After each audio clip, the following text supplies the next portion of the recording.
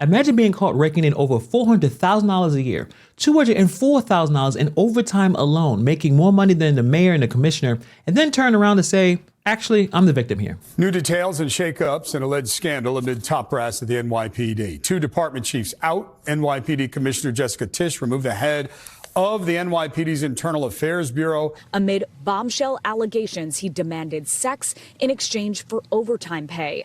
Lieutenant Quathisha Epps and her attorney filing a formal complaint against Madry and the NYPD, alleging a pattern of quid pro quo sexual harassment, abuse of power that went unchecked, and retaliation aimed at silencing her. That's where this story starts. Let's get into it. Jeffrey Madry, the NYPD chief of department, big title, big responsibility, and now big controversy, quit his job and walked away suddenly. But why? What would make one of the NYPD's top brass throw in the towel so suddenly? Turns out this isn't your ordinary workplace scandal.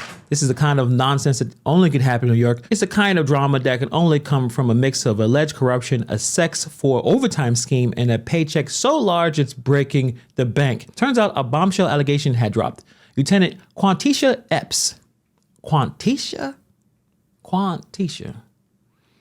Okay. Lieutenant Epps is a 19-year veteran of the department and three-time cancer survivor. Her journey well documented by the NYPD. She worked under Madry as personnel officer in his previous post, but according to the complaint, the sexual harassment didn't begin until after he became chief of department. She claimed this wasn't an affair. This was a sex for overtime scheme. Yeah, you heard that right. Madry allegedly used his position to trade sex favors for extra shifts and fat paychecks. And here's the kicker. Epps didn't just get a little overtime. She got so much overtime that she became the highest paid NYPD officer last year, raking in over $400,000. She has reportedly, Epps, serving in the NYPD's chief of department office, reportedly approximately 1,626 hours of overtime in the fiscal year of 2024. That equates to an average about 74 overtime hours per week, in addition to her regular duties. So again, making more money than the mayor and the commissioner. We are consciously and decisively turning the page to ensure that we always match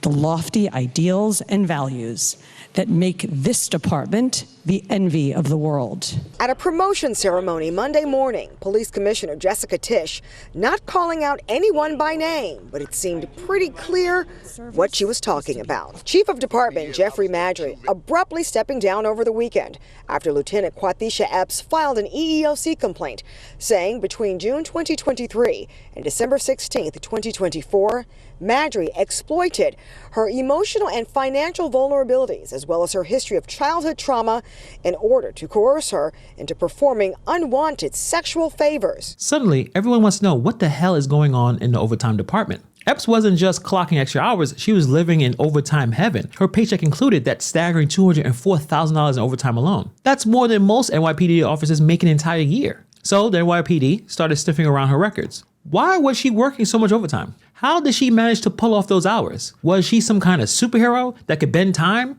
Was she Doctor Strange? Or there was something shady going on? Adding to the intrigue, Epps resigned early, likely forfeiting some future income, but don't feel too bad for her. Her retirement pension indicates that she is still set to pull in around $12,000 a month. That's a hefty paycheck for someone embroiled in scandal, leaving everyone questioning whether this was a well-played exit strategy or a real case of workplace exploitation. Before investigators could get too deep, Epps dropped her bombshell. Madry made her do it. According to her, he pressured her into sexual acts in exchange for those sweet overtime opportunities. Epps is out.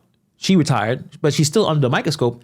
And the NYPD is in damage control mode. So the commissioner right now, her name is Jessica Tisch. She started firing people left and right. There is a department that's supposed to police the police.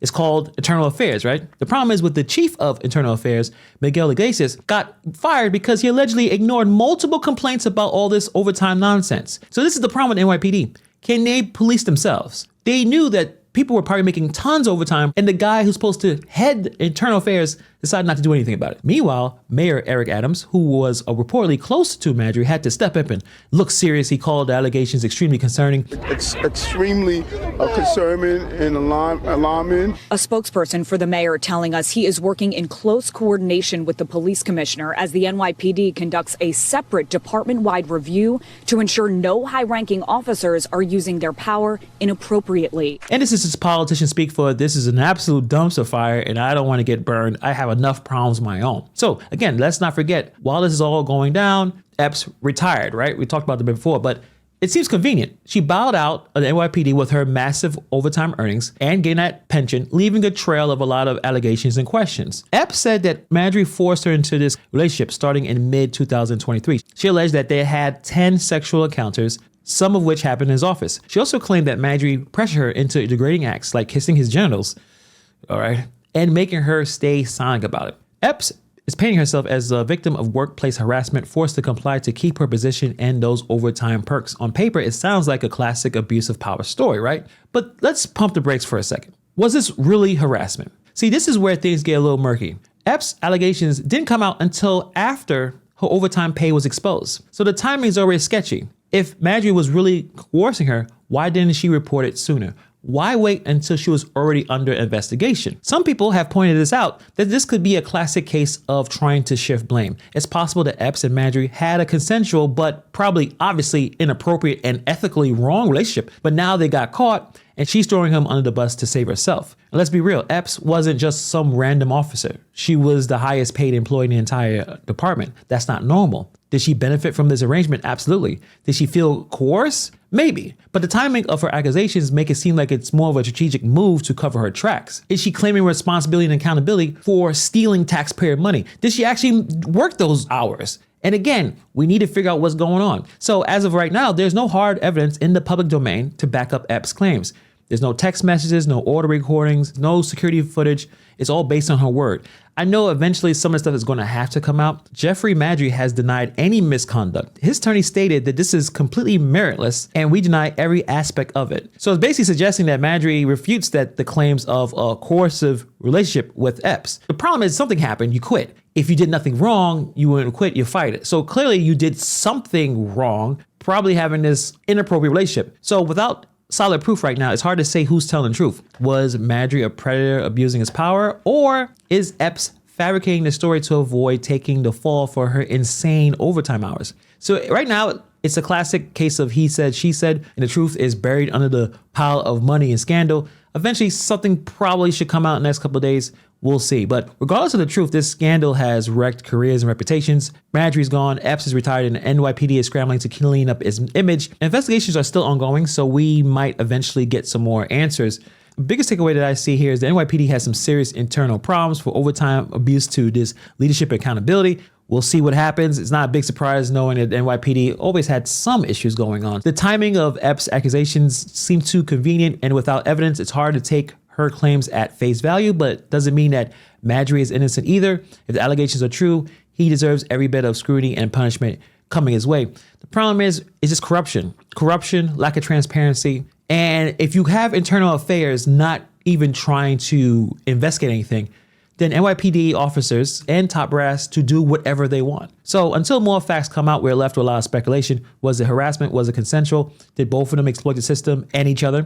Who knows? But one thing's for sure, the NYPD is going to feel the fallout from this scandal for a long time. But in the comments below, what do you think happened?